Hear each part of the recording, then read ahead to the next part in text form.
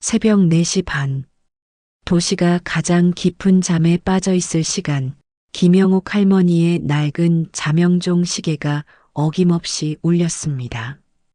79의 나이가 무색하게, 영옥은 한치의 망설임도 없이 몸을 일으켰습니다.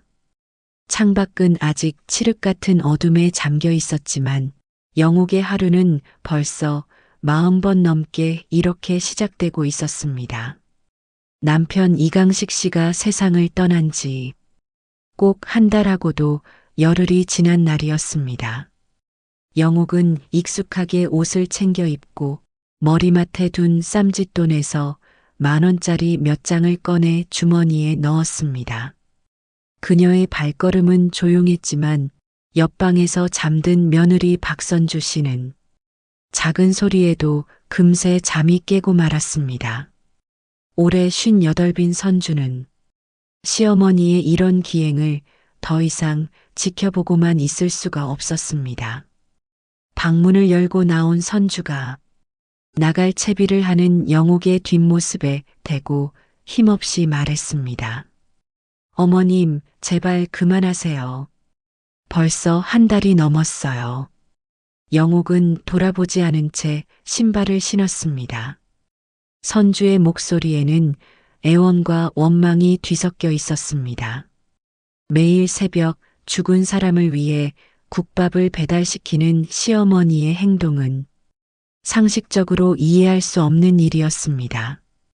동네 24시간 국밥집 형제국밥의 젊은 배달원 김구는 이제 새벽 배달 전화벨만 울려도 질색을 했습니다. 공동묘지에 뜨거운 국밥을 배달하는 일은 아무리 돈을 많이 준다 해도 꺼림칙하기 짝이 없었기 때문입니다. 하지만 영옥은 배달 팁을 두둑하게 챙겨주며 매일같이 그를 묘지로 보냈습니다. 돌아가신 아버님께 이게 무슨 짓이에요? 사람들이 다 어머님 이상하게 본단 말이에요. 선주의 목소리가 조금 높아졌습니다. 그제야 영옥이 천천히 몸을 돌렸습니다. 주름진 얼굴에는 어떤 감정도 읽을 수 없었습니다. 그저 무심한 목소리로 대꾸할 뿐이었습니다. 내 아버지는 살아생전에 뜨끈한 국밥 한 그릇을 제일 좋아했어. 그거면 됐지. 남들 보는 게 뭐가 중요하냐? 그 말을 끝으로 영옥은 현관문을 열고 나갔습니다. 쾅 하고 닫히는 문소리가 선주의 가슴을 무겁게 짓눌렀습니다. 선주는 혹시 시어머니가 남편을 잃은 충격으로 치매라도 온 것은 아닐까 걱정이 태산 같았습니다. 하지만 이상하게도 영옥은 국밥 배달건을 제외한 모든 일상생활에서는 너무나 멀쩡했습니다. 장 보는 일이며 은행 업무며 심지어는 손주 용돈을 챙겨주는 일까지도 기억력 하나는 또렷했습니다. 선주는 도무지 알 수가 없었습니다. 시어머니의 기행이 단순한 슬픔의 표현인지 아니면 정말 정신에 문제가 생긴 것인지 말입니다. 며칠을 고민하던 선주는 결국 동네 병원의 상담이라도 받아볼 요량으로 집을 나섰습니다. 하지만 병원으로 향하던 발걸음은 어느새 단골 국밥집인 형제 국밥 앞에 멈춰 서 있었습니다. 이 문제의 시작과 끝에는 늘 저 국밥이 있었습니다. 가게 안으로 들어서자 국밥집 주인인 최 사장이 선주를 반갑게 맞았습니다. 몇 마디 안부를 나누던 중 선주는 조심스럽게 시어머니의 새벽 배달에 대해 물었습니다. 최 사장은 잠시 머뭇거리더니 무언가 결심한 듯 선주에게 충격적인 사실을 털어놓았습니다. 사실은 사모님 좀 이상한 게 있긴 해요. 어머님이 국밥값은 카드로 계산하시는데 배달하는 김군에게는 매일 아침 현금이 든 봉투를 따로 챙겨주신다는 겁니다. 선주의 심장이 쿵 하고 내려앉았습니다. 배달팁이라고 하기에는 너무나 정성스럽게 봉투에까지 담아준다는 돈. 그 돈의 정체는 무엇일까요? 단순한 수고비라고 하기에는 무언가 석연치 않은 구석이 있었습니다. 선주의 머릿속은 더욱 복잡해졌습니다. 시어머니가 숨기고 있는 비밀은 대체 무엇일까요? 그날 밤 선주는 뜬 눈으로 밤을 새웠습니다. 그리고 다음 날 새벽 어김없이 집을 나서는 영옥의 뒤를 몰래 밟기 시작했습니다. 어둠 속에 몸을 숨긴 채 시어머니의 뒤를 따르는 선주의 마음은 불안감으로 가득했습니다. 그런데 영옥의 발걸음이 향한 곳은 뜻밖의 장소였습니다. 남편의 묘지가 있는 공동묘지 입구에서 영옥은 산 쪽으로 올라가지 않고 맞은편의 나지막한 언덕으로 방향을 틀었습니다. 선주는 숨을 죽인 채 그 모습을 지켜보았습니다. 언덕 꼭대기에 오른 영옥은 품속에서 작은 망원경을 꺼내 들었습니다. 그리고는 망원경으로 남편의 묘지가 있는 쪽을 하염없이 바라보기 시작했습니다. 마치 무언가를 애타게 기다리는 사람처럼. 그 순간 선주는 깨달았습니다. 시어머니의 행동이 단순한 그리움이나 치매 증상이 아님을. 저것은 분명 누군가를 향한 감시였습니다. 그렇다면 대체 누구를 감시하고 있는 것일까요? 선주는 온몸에 소름이 돋는 것을 느끼며 조용히 발걸음을 돌렸습니다. 이제 남은 날은 단 하루. 시아버지의 49제 날이 밝아오고 있었습니다. 그날이 되면 모든 비밀이 풀릴 것만 같았습니다. 시아버지의 49제 날 새벽. 선주는 전날 밤 미리 형제 국밥의 최 사장과 배달원 김군에게 양해를 구해두었습니다. 오늘 하루만 자신이 직접 배달을 하겠다고 말입니다. 새벽 찬 공기를 가르며 뜨거운 국밥이 담긴 배달 가방을 들고 묘지로 향하는 선주의 심장은 세차게 뛰고 있었습니다. 지난 한 달여간의 모든 의문이 풀릴 결정적인 순간이었습니다. 어둠이 채 가시지 않은 공동묘지는 스산한 기운마저 감돌았습니다. 선주는 스마트폰 불빛에 의지해 시아버지의 봉분을 찾아 걸음을 옮겼습니다. 그런데 저 멀리 시아버지의 묘 앞에 웬 희미한 그림자가 보였습니다. 가까이 다가갈수록 그 형체는 더욱 뚜렷해졌습니다. 봉분 옆에 쪼그리고 앉아 무언가를 허겁지겁 먹고 있는 한 여자. 선주는 걸음을 멈추고 숨을 죽였습니다. 여자는 주변을 살피는 기색도 없이 오직 눈앞의 국밥 그릇에만 집중하고 있었습니다. 김이 모락모락 피어오르는 뜨거운 국밥을 개걸스럽게 먹는 모습은 처량하기까지 했습니다.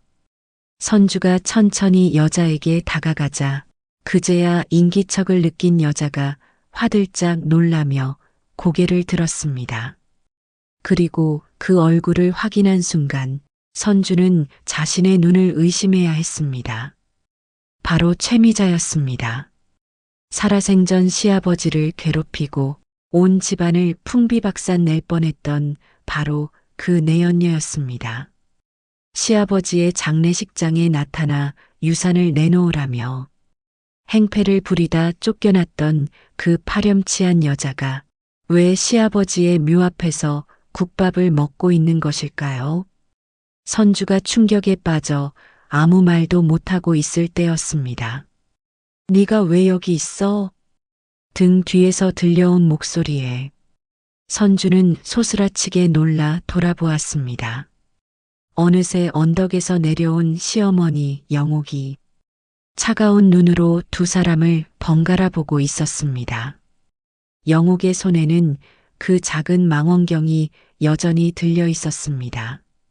상황을 파악한 내연녀 최미자가 자리에서 벌떡 일어나 영옥에게 따지듯 물었습니다. 어머님, 약속이랑 다르잖아요. 직접 오시면 어떡해요? 그제야 모든 퍼즐 조각이 맞춰졌습니다. 영옥은 며느리 선주를 잠시 바라보더니 이내 최미자를 향해 비웃음을 흘렸습니다. 그리고는 평생 가슴속에 담아두었던 독을 뿜어내듯 차갑고 날카로운 목소리로 말했습니다. 약속? 내가 너 같은 거랑 무슨 약속을 해? 내 남편 등쳐먹고 내 돈까지 몽땅 가로챈 주제에 최미자의 얼굴이 하얗게 질렸습니다. 사실은 이랬습니다. 시아버지는 살아생전 영옥 몰래 모아둔 전 재산을 내연녀 최미자에게 넘겼습니다. 이 사실을 뒤늦게 알게 된 영옥은 남편이 죽자마자 최미자를 찾아갔습니다. 그리고는 49일 동안 매일 새벽 남편의 묘지에 와서 곡을 하고 그를 기리면 내게 넘어간 재산의 절반을 떼어주겠다고 거짓 약속을 했던 것입니다. 영옥은 돈에 눈이 먼 최미자가 정말로 매일 묘지에 오는지 확인하기 위해 맞은편 언덕에서 망원경으로 그녀를 감시해 왔던 것입니다. 그리고 최미자가 굶주림에 지쳐 보일 때쯤 마치 죽은 남편이 주는 음식인 것처럼 위장해 매일 새벽 국밥을 배달시켰습니다. 그것은 동정이 아니었습니다. 자신의 남편을 유혹하고 가정을 파탄낸 여자를 가장 비참한 방식으로 조롱하고 벌주기 위한 영옥만의 처절하고 잔인한 복수극이었던 것입니다. 이제 49일은 끝났으니 약속대로 재산의 절반을 주셔야죠. 최미자가 마지막 발악처럼 소리쳤지만 영옥은 코웃음만 쳤습니다. 꿈깨. 네가 가져간 돈은 원래 내 돈이야. 단 한 푼도 줄 수 없어. 그동안 국밥이라도 실컷 먹었으니 고마운 줄 알아. 모든 진실 앞에 최미자는 망연자실한 표정으로 주저앉았습니다.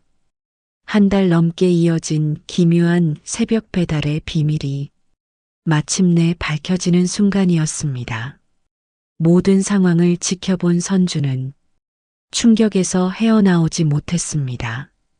슬픔에 잠겨 이상 행동을 하는 줄로만 알았던 시어머니가 이토록 치밀하고 무서운 복수를 계획하고 실행했다는 사실이 믿기지 않았습니다.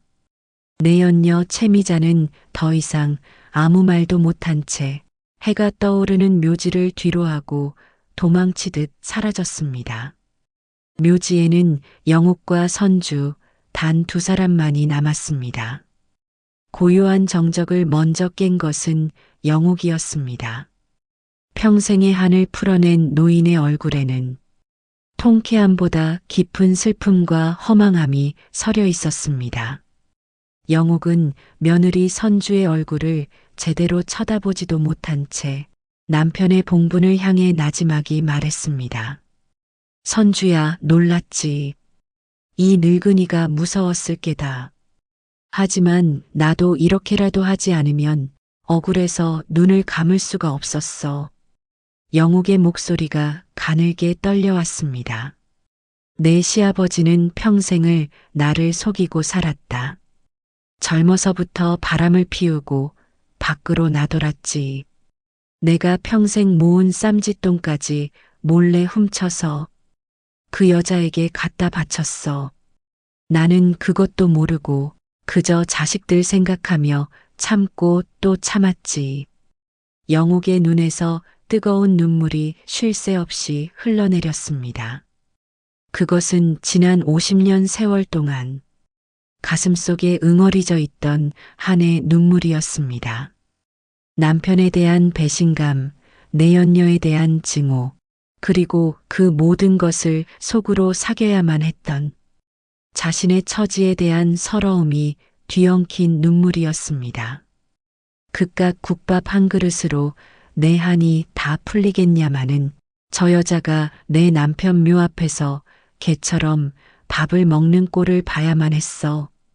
그래야 내가 두 발 뻗고 잠을 잘 수 있을 것 같았다. 그제야 선주는 시어머니의 모든 것을 이해할 수 있었습니다. 한 달간의 기묘한 새벽 배달은 단순히 죽은 남편을 향한 그리움이 아니었습니다. 그것은 한평생을 배신당한 아내로서 그리고 모든 것을 빼앗긴 여자로서 할 수 있었던 가장 처절하고 통쾌한 복수였습니다. 선주는 조용히 다가가 차갑게 식은 시어머니의 손을 꼭 잡아주었습니다. 어떤 위로의 말도 필요 없는 순간이었습니다. 그날 이후 영옥의 기묘한 새벽 배달은 거짓말처럼 끝이 났습니다. 49일간의 복수극은 막을 내렸고 영옥의 얼굴에는 오랜만에 편안한 미소가 번졌습니다. 며느리 선주는 더 이상 시어머니를 이상한 노인으로 보지 않았습니다. 오히려 한평생 가족을 위해 희생하고 말 못할 아픔을 홀로 감내해온 한 여인의 깊은 슬픔과 위대함을 존경하게 되었습니다. 며칠 뒤 이른 아침이었습니다. 선주는 부엌에서 들려오는 구수한 냄새에 잠이 깼습니다. 부엌으로 나가보니 시어머니 영옥이 정성스럽게 국밥을 끓이고 있었습니다. 영옥은 멋쩍게 웃으며 말했습니다. 어젯밤에 내가 기침하는 것 같아서 뜨끈한 국밥 한 그릇 먹고 기운내라고.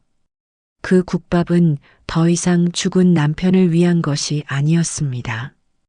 바로 곁에 있는 며느리, 그리고 새로운 가족을 위한 따뜻한 아침이었습니다. 선주는 눈시울이 뜨거워지는 것을 느끼며 시어머니가 차려준 국밥을 말없이 비워냈습니다. 그 어떤 산의 진미보다 더 깊고 뜨거운 맛이었습니다.